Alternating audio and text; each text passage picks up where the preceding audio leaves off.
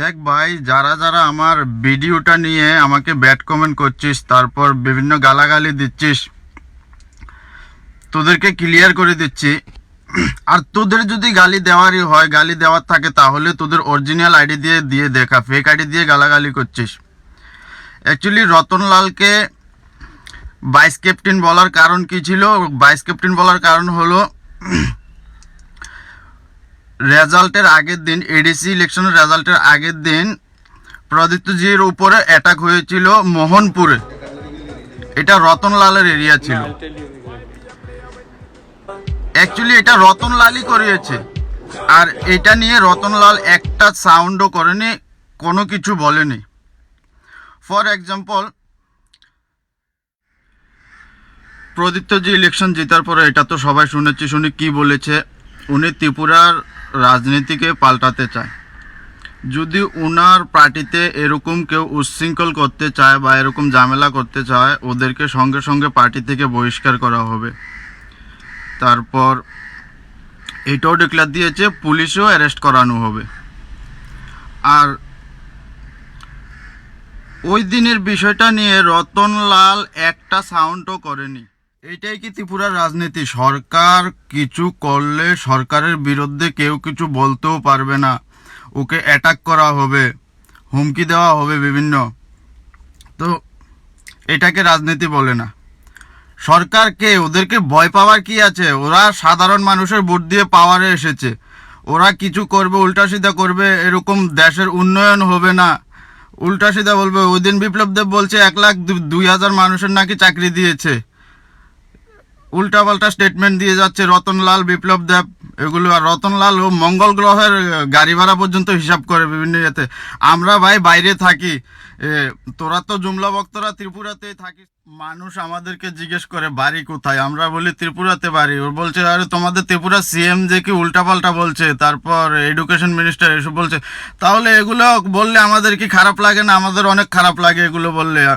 তো যতদিন পর্যন্ত সরকারের কোনো রং করলে এগুলো আমরা বলতে পারবো না ওদের বিরুদ্ধে, বা কোনো কিছু প্রতিবাদ করতে পারবো না।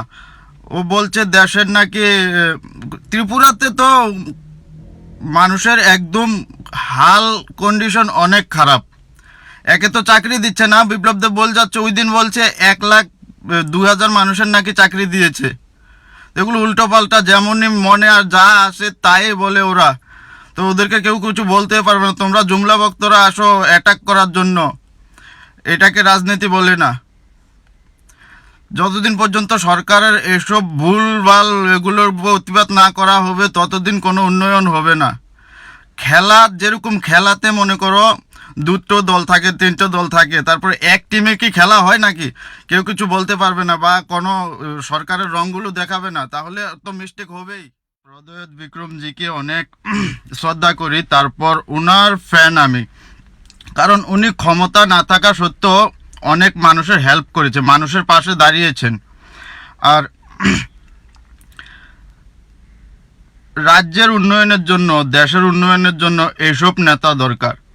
আর তারপর আমি শ্রদ্ধা করি সুদীপ রায় বর্মন, তারপর সুশান্ত চৌধুরী, তাদের মতো নেতা দরকার দেশের পরিবর্তন, দেশের ডেভেলপমেন্ট করার জন্য।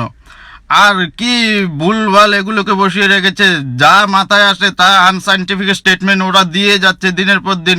এগুলো কতদিন মেনে নেবে মানুষ? ওইসব জুমলা বকদের আমি ভয় পাই না একদম। निकल लौड़े, पहली फुर्सत में निकल। আইপিএল খেলার ভিতরে যেমন অনেকগুলো টিম থাকে, ওদেরকে নিয়ে মিমস তৈরি করা হয়, তারপর ট্রোল করা হয় ওদেরকে, তারপর ওরা ভালো খেলে। তো আমরাও সেম দ্যাট এরকম ওদেরকে যতদিন এগুলো ভুলগুলো মানে আমরা না দেখিয়ে দেব এগুলো ভুল করছে, তাহলে কোনোদিন উন্নত হবে না দেশ। আর মনে করুন বিল্লুদার রতনলাল ব্যাটিং করছে, আর আমি আর সুমেন সরকার ফিল্ডিংয়ে আছি, আমরা ফিল্ডিং। তো আর যেসব জুমলা ভক্তরা আমাকে গালাগালি দিচ্ছিস, তোদের জন্য একটা ওপেনলি অফার দিয়ে যাচ্ছি, যদি কিছু আমাকে এসব গালি দিবি না, যদি আমার কথাতে কোনো ভুল দেখিস বা কোনো কিছু রং দেখিস তাহলে ওপেনলি চ্যালেঞ্জ, তোরা আমার সাথে পাবলিকলি ডিবেটে আয়, লাইভ ডিবেটে আয়। প্রমিস করছি অনেক কিছু শিখাবো তোদেরকে। গালাগালি ভাই দেখ, এগুলো তো একদম ভালো না। আর গালাগালির মামলাতে কিন্তু আমি না থাক কিছু বলবো না এগুলো। আর একটা কথা মনে রাখবি, আমি কোনো পার্টি করি না। কেউ কেউ আমাকে সিপিএম বলে, এটা আমার কাছে আরও খারাপ লাগে। আমি কোনো পার্টিকেই সাপোর্ট করি না, আমি কোনো পার্টির তরফ থেকে নয়, আমি দেশের পক্ষ থেকে বলছি। তো সিপিএম বললে এটা আরও খারাপ লাগে আমার কাছে। আমাকে সিপিএম বলবি না, আমি এটাকেও ঘৃণা করি যা করেছে অতীতে। তারপর কেউ কেউ আছে কমেন্টের ভিতরে তোরা আমাকে গালি দিস, তারপর আমি তোদেরকে কিছু প্রশ্ন করি, কোশ্চেন করি, তোদের কাছে কোনো অ্যান্সার থাকে না। তারপরে এই গালাগালির ভিতরে ভাই তোরা এসে লিখে দিস জয় শ্রীরাম। মাইন্ডে নেবেন না। আমার কাছে মনে হয় রামকে বারবার বদনাম করা হচ্ছে। দেখ, ছোট থেকে আমি হিন্দু বাড়িতে বড় হয়েছি, তারপর আমার বন্ধুরা সব হিন্দু, তো আমি মাঝে মধ্যে পুজোও করি, সব ধর্মকে আমি সম্মান করি। আমার কাছে মনে হয় না তোরা, আরে ভাই যেই কোনো জায়গাতে এসে জয় শ্রীরাম বলে দিস, গালাগালির ভিতরে তোদেরকে একটা কোশ্চেন করি, তারপর এটার দে, জবাব দে। তোরা তো জুমলা ভক্ত, তোদের কোনো কিছুই জানিস না। তারপর মানে তোর ভক্তদের আমি কি বলবো, কিছু ভক্তদের ক্লিপ দেখাচ্ছি, তোরাও সেম এরকম। रुको जरा सबर करो। दूरबीन दीजिए।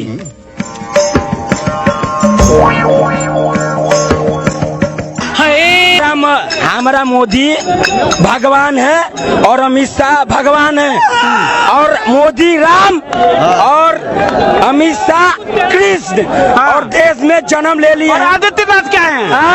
वो भी राम के अवतार हैं। कौन है ये लोग, कहां से आते हैं? भक्ति और पागलपन में अधिक अंतर नहीं होता। सांसारिक दृष्टि से देखो तो भक्त पागल ही जैसा दिखाई देता है। तो प्रधानमंत्री मोदी हैं तो उन्होंने तो कुछ किया है ना। क्या किया बताओ? क्या जो सारा करप्शन तो वो मिटा रहे हैं, और क्या कर रहे हैं? जितने उग्रवादी जो जम्मू कश्मीर में किया वो अच्छा किया नहीं किया, देश के हित के लिए किया ना। क्या किया जम्मू कश्मीर? जम्मू कश्मीर में 370 हटाया। क्या होता 370? ए, क्या होता है? मैंने थोड़ा ये है कि गुटखा खा रखा।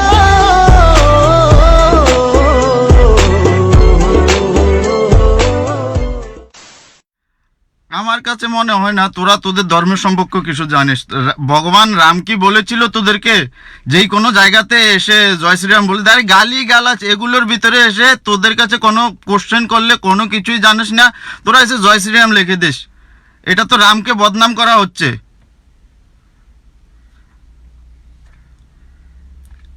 আমার কাছে মনে হয় এরকম, এটা বদনাম করা হচ্ছে। আর বাকি ঠিক নয় এগুলো গালাগালির ভিতরে তোরা এসে বলে দিস জয় শ্রীরাম, তোরাই গালাগালি করিস, তারপর তোদের এটাতে রিপ্লাই, আমরা কোনো কোশ্চেন করলে তোদের এটাতে এসে রিপ্লাই দিয়ে দিস জয় শ্রীরাম। তো ভগবান রাম উপরে বসে হয়তো, মানে কি বলবো, তোদের অন্ধ ভক্ত জুমলা ভক্ত তোদেরকে আর কি শিখাবো। আর যদি কিছু শিখতে চাস আমার সাথে পার্সোনালি বলতে, কিছু শিখতে চাইলে আমি শিখাবো ভালোভাবে, গালাগালি করবি না। এটুকুই ছিল, আবার পরে কোনোদিন।